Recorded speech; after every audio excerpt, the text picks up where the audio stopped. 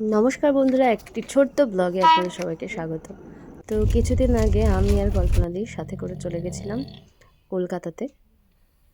তো যাওয়ার সময় আমাদের টিকিট ছিল না, কারণ আমার একারই যাওয়ার কথা ছিল, কিন্তু এন্ড মোমেন্টে আমার প্রচণ্ড শরীর খারাপ লাগে আর তারপর আমি ভাবি যে আমরা দুজন মিলে একসাথে চলে যাব।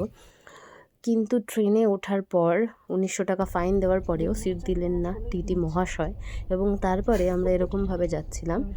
আর সারা রাতে যতগুলো আমাদের কামরার মধ্যে 2 টায়ারে টিকিট ছিল আমাদের, তো ওখানে আরও যে এক্সট্রা 3 জন ছিল তারা এত নাক ডেকেছে সারা রাত ঘুমতে পারিনি। তো যাই হোক, আমরা সকাল 5টার সময় শিয়ালদা স্টেশনে গিয়ে উঠছি, আর শিয়ালদা স্টেশনের লোকটা ঠিক এরকমই ছিল।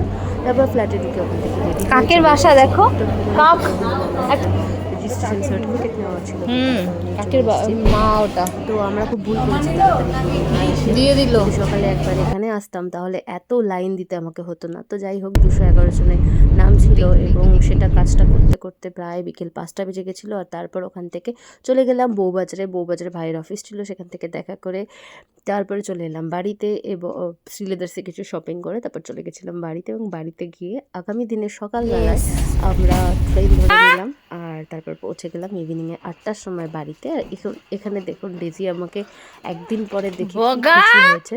তো যাই হোক, এখন আমরা একটুখানি ডেজির সাথে সময় কাটাবো। তো দেখা হচ্ছে নেক্সট ব্লগে, ততদিনে খুব ভালো থাকবেন।